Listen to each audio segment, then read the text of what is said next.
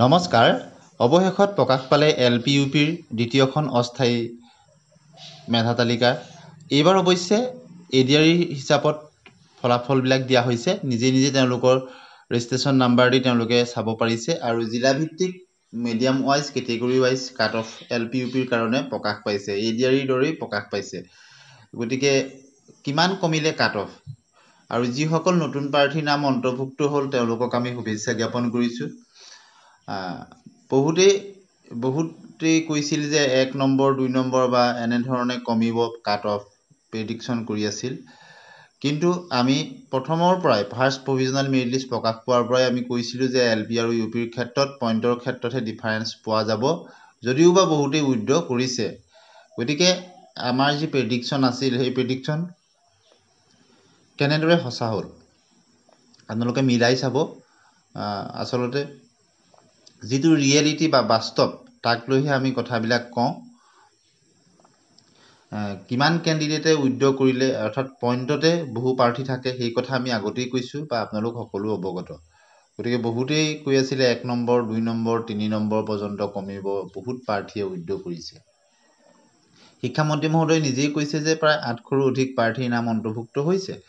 800ৰো অধিক প্ৰাৰ্থী হ'লেও জিলাভিত্তিক category wise medium wise LP UP সকলোখিনিত আপোনালোকে যদি গড় হিচাপত চাই প্ৰতি জিলাত কিমান প্ৰাৰ্থীয়ে উইথড্ৰ কৰিলে, সেই হিচাপতহে কাট অফটো কমিছে। অৰ্থাৎ এখন জিলাত কোনোবা এটা কেটেগৰীৰ কিমান প্ৰাৰ্থীয়ে উইথড্ৰ কৰিলে সেই হিচাপতে তেওঁৰ কাট অফটো কমিছে। গতিকে পইণ্টতে যিহেতু বহুত প্ৰাৰ্থী থাকে, বহুত বেছি ডিফাৰেঞ্চ দেখা পোৱা যোৱা নাই। LPৰ ক্ষেত্ৰতো আপোনালোকে দেখিছে যে আমি যদি এভাৰেজ হিচাপত চাওঁ 60ৰ ওপৰত বা 60ৰ আশে-পাশে থকা আনৰিজাৰ্ভ কেটেগৰীত প্ৰায়বিলাক জিলাতে আহিছে। 2-এখনত কিছু হয়তো কম বেছ হৈছে। 60-61 থকাবিলাক LPৰ ক্ষেত্ৰত প্ৰায়বিলাক ডিষ্ট্ৰিক্টতে দেখা পোৱা গৈছে। OBCৰ ক্ষেত্ৰতো 59+ থকা প্ৰাৰ্থীসকল দেখা পোৱা গৈছে। ঠিক একেদৰে কোনো কোনো জিলাত তাতকৈ কিছু পইণ্টত কমিছে। ঠিক একেদৰে ST প্লেইনছৰ ক্ষেত্ৰতো তেনেদৰে পূৰ্বতকৈ কিছু পইণ্টত কমিছে। ST হিলছৰ ক্ষেত্ৰতো পূৰ্বতকৈ পইণ্টতহে কিছু কমিছে। গতিকে অন্যান্য PWD বিলাক বা অন্যান্য কেটেগৰীৰ ক্ষেত্ৰত কাট অফবিলাক আগতেই যথেষ্ট কম হৈছিল। ST হিলছৰ ক্ষেত্ৰতে হওক, ST প্লেইনছৰ পৰা SCৰ ক্ষেত্ৰতো তেনেদৰে পূৰ্বতকৈ পইণ্টত কিছু ডিফাৰেঞ্চ দেখা পোৱা গৈছে। আপাৰ প্ৰাইমেৰীৰ ক্ষেত্ৰত যিহেতু পোষ্টৰ সংখ্যা কম, যোৱা ফাৰ্ষ্ট প্ৰভিজনেল মেৰিট লিষ্টতে কাট অফটো যথেষ্ট দেখা পোৱা গৈছিল।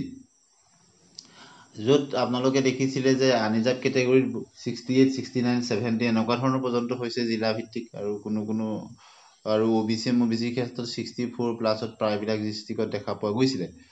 গতিকে যিসকলৰ নতুনকৈ নাম অন্তৰ্ভুক্ত হ'ল, ফাৰ্ষ্টত থকাখিনি নাম আহিছেই। গতিকে যিসকলৰ নাম আহিছে তেওঁলোক সকলোলৈকে আমি শুভেচ্ছা জনাইছোঁ। পইণ্টৰ কাৰণে নাম নহা সকলৰ যথেষ্ট দুখ লগাটো স্বাভাৱিক, আৰু এই ক্ষেত্ৰত আপোনালোক হতাশ নিৰাশ নহ'ব। ফাইনেল মেৰিট লিষ্টত আৰু হয়তো কিছু পইণ্টত ইফাল সিফাল হ'ব পাৰে।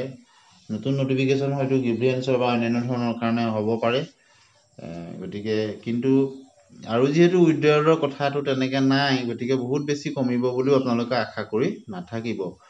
পৰৱৰ্তী 4500ৰ ক্ষেত্ৰতো শিক্ষামন্ত্ৰী মহোদয়ে কৈছে, যিহেতু অতি শীঘ্ৰেই ফাইনেল মেৰিট লিষ্ট প্ৰকাশ পোৱাৰ পিছতেই যদি ভেৰিফিকেশ্যনবিলাক হয়, নতুন বিজ্ঞাপনো যদি প্ৰকাশ পায়, গতিকে পইণ্টৰ কাৰণে ৰৈ যোৱা প্ৰাৰ্থীসকল তেওঁলোক নিশ্চয় লাভান্বিত হ'ব। আৰু যিবিলাকৰ নম্বৰ আচলতে যথেষ্ট কম, নতুনকৈ CTET নটিফিকেশ্যনো প্ৰকাশ পাইছে, তেওঁলোকৰ যিসকলৰ বয়স আছে তেওঁলোকে CTETৰ যোগেদি নম্বৰ বৃদ্ধি কৰি এটা সুযোগ ল'বলৈ চেষ্টা কৰিব বুলি আশা ৰাখিলোঁ। আজিলৈ ইমানতে সামৰণি মাৰিলোঁ। এনেধৰণৰ ভিডিঅ'ৰ কাৰণে চেনেলটি ছাবস্ক্ৰাইব